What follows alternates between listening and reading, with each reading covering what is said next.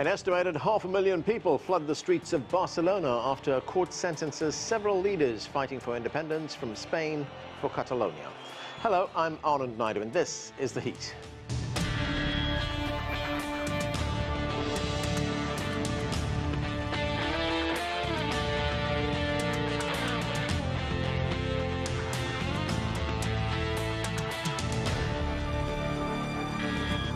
A recent ruling by Spain's Supreme Court has ignited mass protests across Barcelona and the entire Catalonia region.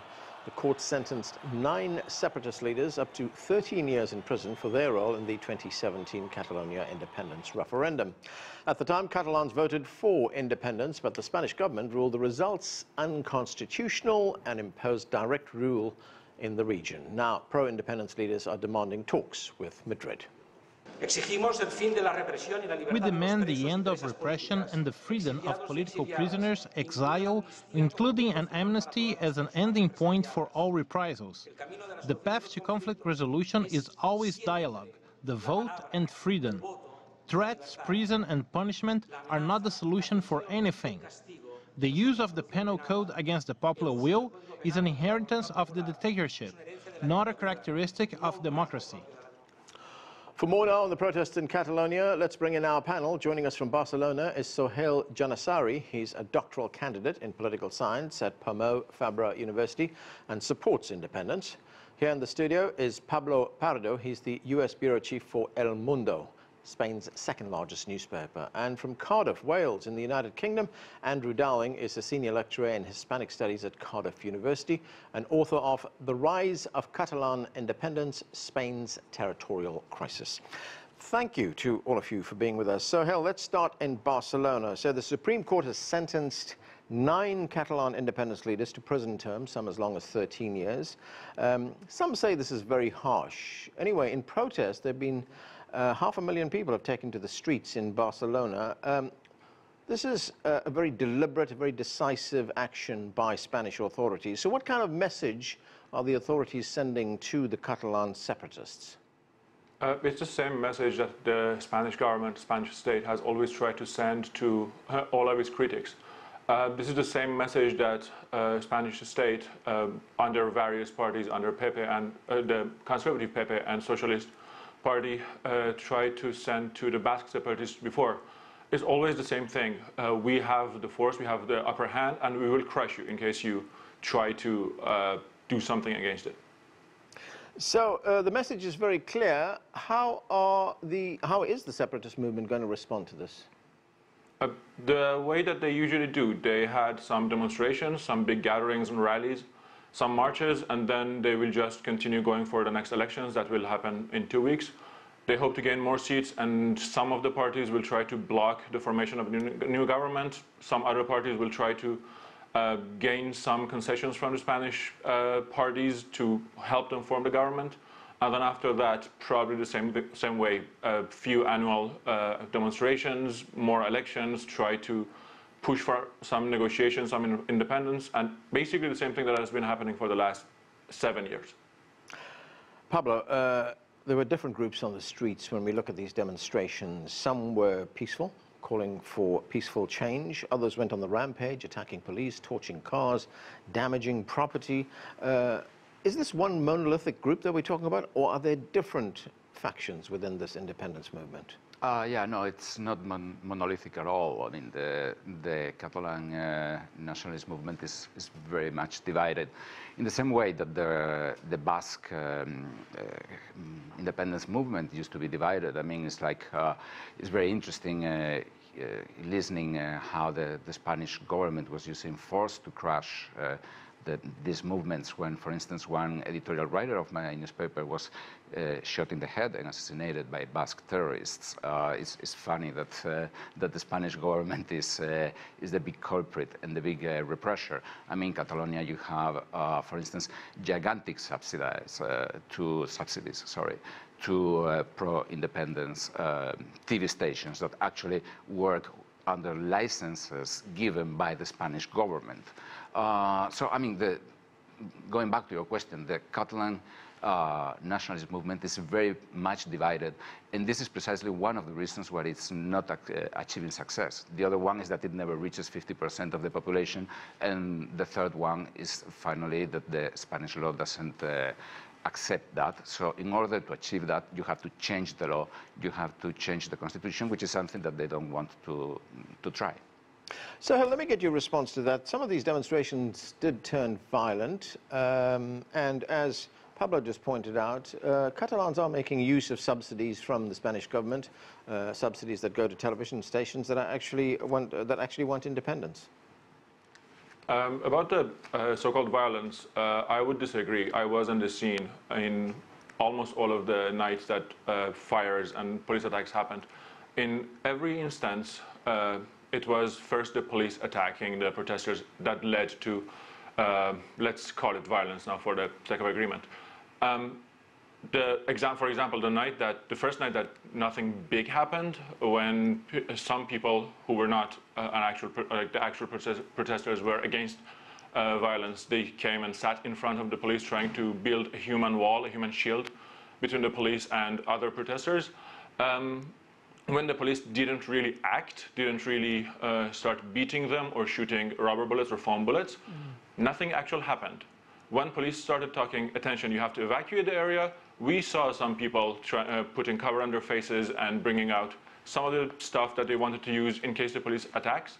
Sure, there have been some things, there's a police officer injured, but on the other side, on the protester side, there are 4 people who lost their eyes, there are a lot of injured people, there are a lot of people detained.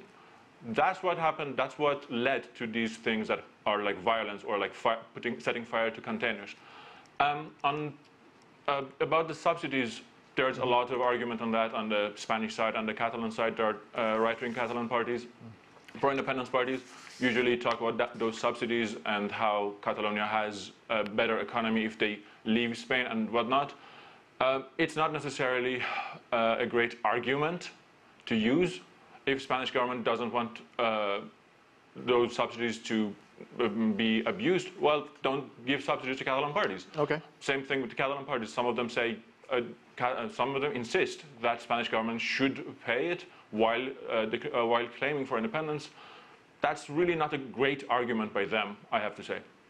All right, let's go to Cardiff in Wales and bring in Andrew Dowling. Andrew, let's look at the big picture here. Catalans share the same culture as the rest of Spain. Their economy is integrated into the rest of Spain. They already enjoy a relatively high degree of autonomy. The one thing that is different is the language. They speak a different language. So why do Catalans want independence? Why do they want to break away from the rest of Spain? Well, there's no simple answer to that, but I think in one sense we can say that the problem began in Madrid. The problem really began with the second Conservative government in the year 2000-2004, which marked an attempt at the re-centralisation of powers. And that began to, if you want, antagonise the Catalans and Basques and others. So the problem began in Madrid in one sense as a part of this re-centralisation. Then there's a kind of like an ongoing grievance about sort of the position of Catalan language and culture. They feel that it's not fully appreciated, it doesn't have rights within the European Union, and they feel that an independent Catalonia would be a greater protector for their language, culture and identity. And then I think there's the third factor, and I think this is the most fundamental of all, was the arrival of the economic crisis in Spain over the course of 2008-2009 meant that Catalans were left, as they felt, defenceless against the devastation caused by the economic crisis. So to give an example, one statistic, in the year 2009, for example, 13,000 small and medium-sized businesses collapsed in the city of Barcelona, but the economic decision-making was taking place in Madrid. So what you have is a kind of like a resistance to a sense that things are being centralised from Madrid. You've got cultural and linguistic grievances, and then you've got this kind of like the economic context, which has produced this incredible upsurge. And the other thing is that the call for independence in Catalonia is a completely new thing. In 2011, support was probably about 10, 11, maybe 12, 15%.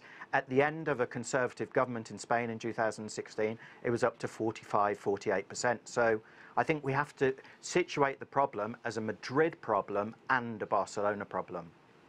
Pablo, what do you make of the issues that Andrew raised there? That the problem, Madrid must take responsibility for starting the problem, in part, I would say, and also the fact that Catalans were at the receiving end of that financial crisis in 2008. Well, I think these are very, very interesting points that, I mean, they're very good for a debate.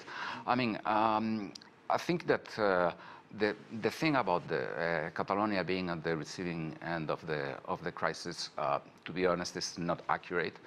All over Spain, I mean, the whole country was in the receiving end of the crisis. It's interesting that 30,000 small businesses went out of business in Barcelona, because even today Barcelona is the least nationalist city of Catalonia, and actually the support for independence is big in rural areas that live with subsidies given by the central government and the government of Barcelona. It's a little bit like here in the United States, you have all these Tea Party pro-Trump areas that actually get tons of subsidies. And we can also bring up something in addition to that, which is the Catalan government and the Catalan authorities, when the crisis struck, they started putting the blame on Madrid. Right until then, they never complained about Madrid. And we have to keep in mind that some of the Catalan leaders are extremely corrupt.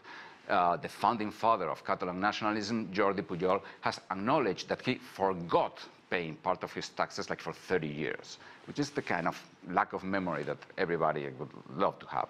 I mean, apart from that, I think that, yeah, it's true. I mean, there has been I mean, on both sides have played the card of confrontation.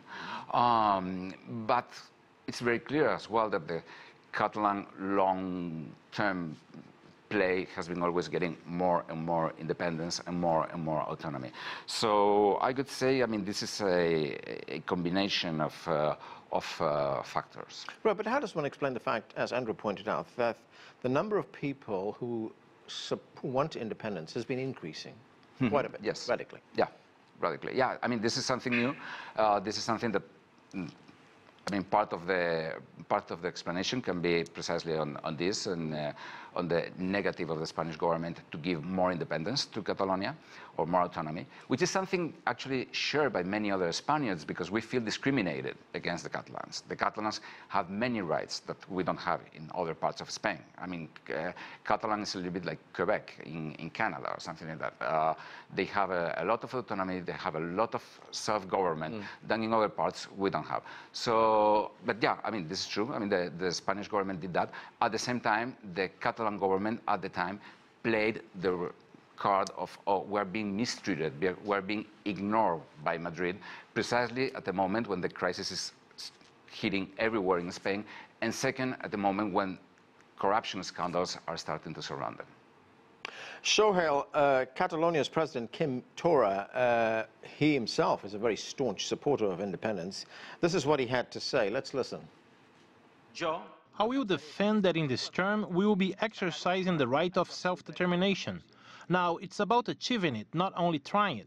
We all know the difficulties that are imposed by repression and fear, but we'll go ahead and we will not let them intimidate us with threats and prohibitions.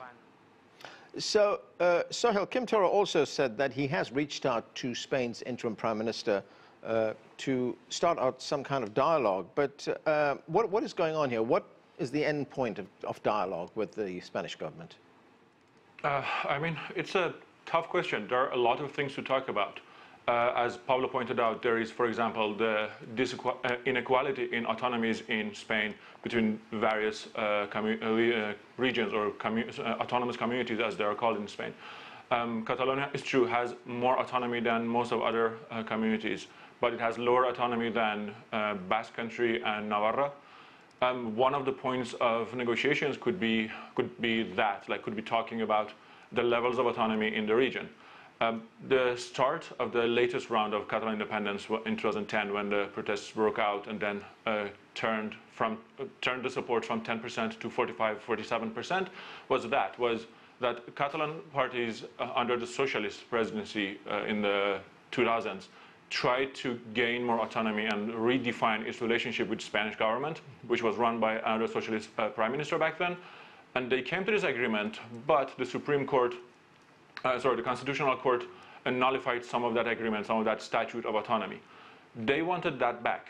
So one of the points of negotiations could be reviving the statute again, or even, as some have pointed out, some other parties like Podemos, leftist Podemos, which is a national party, it's not a Catalan, pro-independence in Catalonia, could be a change and a revision to the whole model of territorial divisions, administrative divisions in Spain, turning the country from this system of unequal, non-equal communities to some form of federal or even confederal system. That could be one point of negotiation. The problem with negotiation is that in the last 2 years, basically, Spanish government has been in a very weak position electorally. Sanchez, current prime minister, did not have a majority in the Senate, did not really have a majority in the lower chamber of the parliament called Congreso, and right now is doing a campaign, doing another electoral campaign for the next election. If he can form a government, they might be able to actually sit and talk and negotiate with the Catalan government as well. Right. Same thing in Catalonia. The Catalan government does not have a majority right now. Quim Torra might talk about that, but without a majority, without an actual majority, it's very hard to actually do some serious negotiations. Right, so both sides in a bit of limbo. Andrew, what do you make of the government's handling of this independence issue in general and these protests in particular? If you look at their response to it, could it have the effect of actually energizing the independence movement? To some extent, yeah. I mean, I think one thing that put the Catalan independence question on the international agenda was what really you can only call the unrestrained police violence that happened on the 1st of October 2017. Because until that point, most people had never really noticed the Catalan problem. So that was a massive own goal for the Spanish authorities. And I think, you know, I said this idea that there's a problem in Madrid and there's a problem in Barcelona. And a former American president, Lyndon Johnson, once said, the first law of politics, you've got to be able to count. And just like Catalan independence has failed to count that 47% is not enough support to break with Spain, and I would accept all the criticisms made of the Catalan independence movement that you haven't got enough social support to break with Spain. At the same time in Madrid has to recognise that 2 million Catalans are deeply alienated from the government of Madrid, and that events recently and some heavy-handed policing that we've seen over the past 10 days, in a sense, just add salt to a deep sense of grievance, add salt to the wound. So it's, you know, this is not the Middle East. This is not a severe problem of the breakdown of law and order. It's a very important political problem. It hasn't been addressed by Madrid properly. It hasn't been addressed properly by Barcelona either. And there's a simple solution: serious talks. Compromise. Both sides will have to compromise. Obviously, this will not end with independence. It would end with, you know, some kind of greater autonomy, partly as your two contributors have also mentioned. But both sides have to compromise and they have to sit round a table and try to sort it out.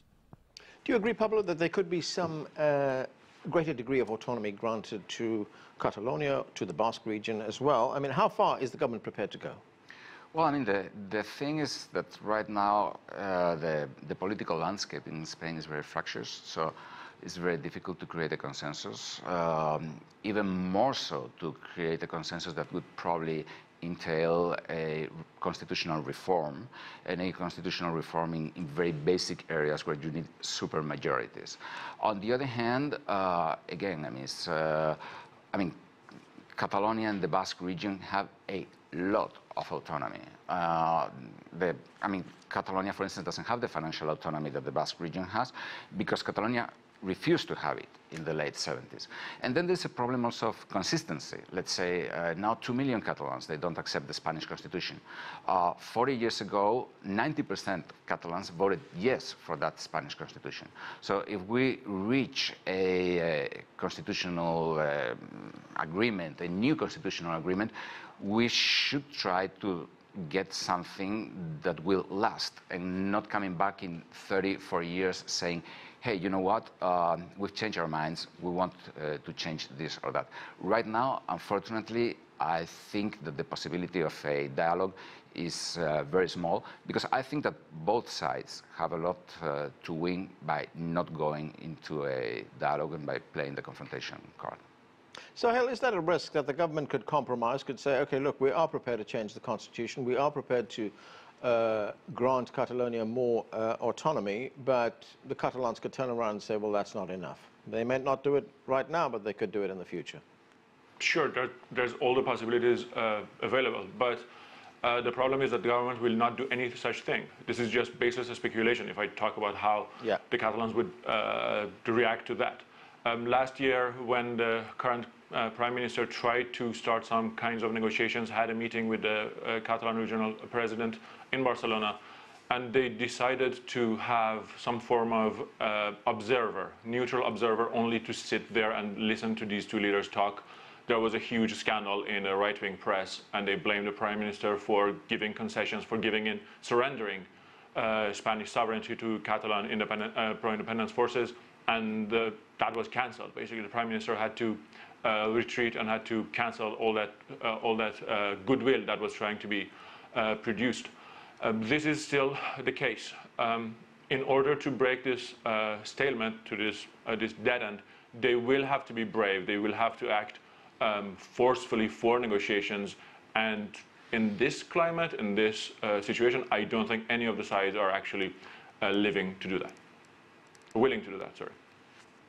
Andrew, the former Catalan president, Carles Puigdemont, he fled the country in 2017. He sought refuge in Brussels. In fact, since then, he's turned himself into Brussels authorities, to Belgian authorities, in response to an arrest warrant that was issued for him. What do you think will happen to him?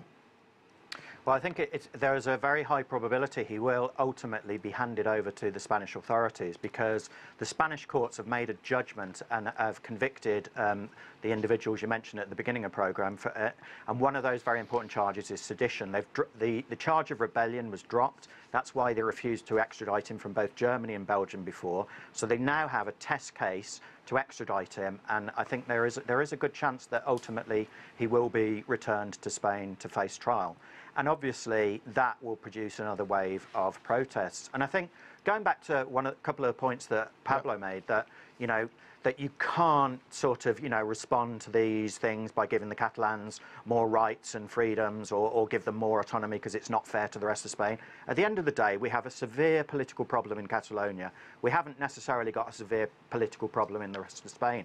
We can say, let's just do nothing, let's not address this problem, and then when we get to 2021, 2022, this problem will be even worse than it is now. It requires statesmanship, it requires real political leadership from Madrid particularly, but also from Barcelona, to say, we've got a severe problem, this problem has dragged on far too long since 2012, we need to try to resolve it before it gets much worse. But one of the problems, Andrew, is that the fact that neither side has the kind of political capital required to push through these reforms. As was pointed out earlier on, the socialist interim Prime Minister, Sanchez, he doesn't have it. Kim Torra doesn't have it. So where does it come from? Sure. Well, where does it come from? It has to come from somewhere, doesn't it? Somebody, in a sense, has to pick up the mantle and say, look, I'm going to take a political risk. I can see that we've got a big political problem, and I'm prepared to say these are the parameters of talks. Maybe negotiations is too controversial a word, but people can have talks to talk about talks, which is what happened actually as a part of the peace process in Northern Ireland. And obviously we don't want Catalonia to ever end up in a situation of political violence. But I do fear that if this problem is not addressed at some point politically, that there will be people who will be so frustrated that we may see the danger of violence. Yeah. And then I think there would be a very high degree of responsibility for politicians saying, why did you let this problem drag on for so long? Why didn't you address this problem when you could have done? Pablo, Spain goes to the polls next month in a national election. How big an issue will this be in that election? Well, I believe it will play a significant role. Obviously 2 weeks' time is like a lot of time in politics, but I think it will play a significant role, and I think one of the consequences is that it's going to reinforce the far-right party, Vox, which is a new political party in Spain, pretty much inspiring Donald Trump in his rhetoric. And they are big advocates of the unity of Spain, And I think that seeing the violence, seeing all these fights is going to help them, because this, again, the problem is that in Spain, if anyone tries to reach an agreement with the Catalan nationalists, that person is going to be burned, let's say, politically. Because also, you have to take into account the rhetoric. The rhetoric that the Catalan nationalists apply is that the rest of the Spaniards are lazy, that we are subsidizing you, that you come here because you cannot find jobs in your area. That is an argument that the Catalans have made, that they contribute something like, what, 20% to the GDP of the country? Yeah, it's obviously a rich region. The same way as California or New York are rich in the U.S. Yeah. But the argument goes beyond that. It's like, okay, well, the others are lazy. This is a word that they use very often. So, what effect will this election have on these calls for independence? Do you see some movement after the election? Probably they won't change anything, as the last elections in Catalonia and in Spain have changed nothing. What could have happened a few months ago after the first elections in April? The Prime Minister had this opportunity to make a coalition with the parties to the left of the Socialist government, the Socialist Party, namely Podemos, and then some of the pro-independence parties in Catalonia were willing to abstain or even vote in favor of formation of this leftist coalition, and then they could have negotiated something. At this point, after these sentences that are very harsh and include some of the leaders of those parties, I don't see that as a very viable option, that they actually help the government form in a coalition or in an agreement or any other sort. Probably the stalemate would just continue between Madrid and Barcelona because of that. Andrew, very quickly, I've got a minute left. Could the outcome of the election change the way in which the central government responds to these grievances coming from Catalonia? Unfortunately not, partly as the comments made by a couple of your contributors have made. And I think the other thing is, we hear a lot about Catalan nationalism, but we should also remember there is another nationalism in this conflict, and that is Spanish nationalism. And part of this problem is to do with Spanish nationalism. Yes, Catalan nationalism, you can make many criticisms about it, and I'm happy to accept those, and I always have done. But we've also got to bear in mind that Spanish nationalism also veers towards the intolerant. It has problems with diversity, it has problems accepting difference, and that can only make the situation worse as well. And that's why, again, I just repeat the call that we need dialogue, we need mutual understanding, we need empathy as words that are put into practice politically in Spain. Right, and that's where we have to leave it. Thank you to all of you for being with us. That's it for this edition of The Heat. I'm Anand Naidu in Washington, D.C. Thanks for watching.